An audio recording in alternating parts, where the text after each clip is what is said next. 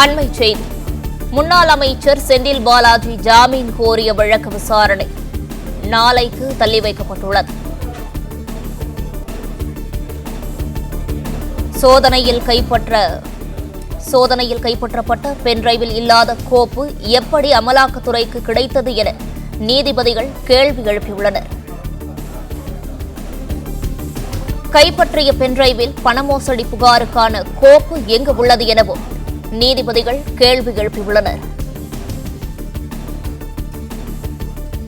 மேலும் பண மோசடி வழக்கில் செந்தில் பாலாஜிக்கு எதிரான அடிப்படை முகாந்திரத்தை அமலாக்கத்துறை முன்வைக்க வேண்டும் எனவும் நீதிபதிகள் தெரிவித்துள்ளனர்.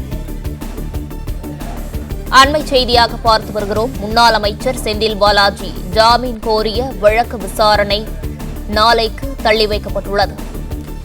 சோதனையில் கைப்பற்றப்பட்ட பென்டிரைவில் இல்லாத கோப்பு எப்படி அமலாக்கத்துறைக்கு கிடைத்தது என நீதிபதிகள் கேள்வி எழுப்பியுள்ளனர்.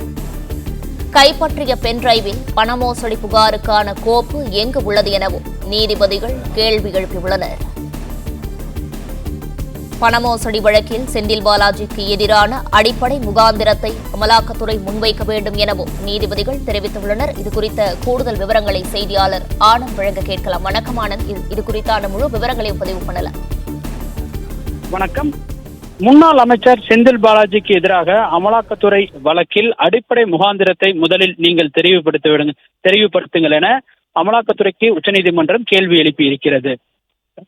சட்டவிரோத பண பரிமாற்ற தடை சட்ட வழக்கில் கடந்த ஆண்டு ஜூன் மாதம் 14ஆம் தேதி கைது செய்யப்பட்ட முன்னாள் அமைச்சர் செந்தில் பாலாஜி தற்பொழுது நீதிமன்ற காவலில் சிறையில் இருந்து வருகிறார்.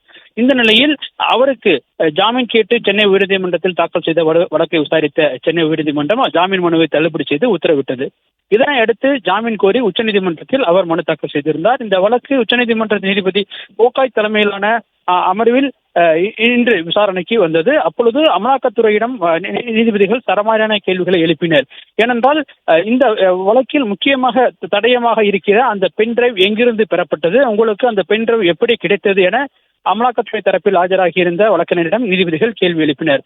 மேலும் இந்த வழக்கில் பென்டிரைவ் எவ்வாறு பெறப்பட்டது என்பது தொடர்பான விவரங்கள் ஒரு சாதாரண கேள்வி எனவும் அதற்கு கூட அமலாக்கத்துறையால் பதிலளிக்க தடுமாறுவதாகவும் நீதிபதிகள் கேள்வி எழுப்பினர். மேலும் இந்த வழக்கில் முதலில் மனுதாரர்களுடைய குற்றச்சாட்டிற்கு அமலாக்கத்துறை பதிலளித்த பிறகு உங்கள் தரப்பு வாதங்களை வையுங்கள் என நீதிபதிகள் தெரிவித்தனர். தொடர்ந்து அமலாக்கத்துறை இந்த வாதங்களை வைப்பதற்கு கால அவகாசம் வேண்டும் எனவும் தங்கள் உச்சநீதிமன்றம் எழுப்பியிருக்கிற அனைத்து கேள்விகளுக்கும் பதிலளிக்க தங்களுக்கு கால அவகாசம் வேண்டும் எனவும் நாளை அனைத்து கேள்விகளுக்கும் பதிலளிப்பதாகவும் தெரிவித்தனர். இதைத் தொடர்ந்து வழக்கினுடைய விசாரணையை நாளைக்கு நீதிபதிகள் தள்ளி வைத்தனர்.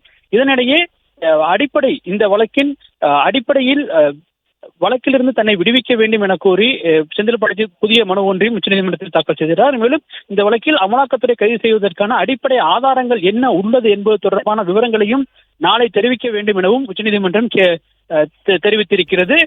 ஜாமீன் மனு விசாரணை நாளைக்கு உச்சநீதிமன்றம் தள்ளி வைத்திருக்கின்றது.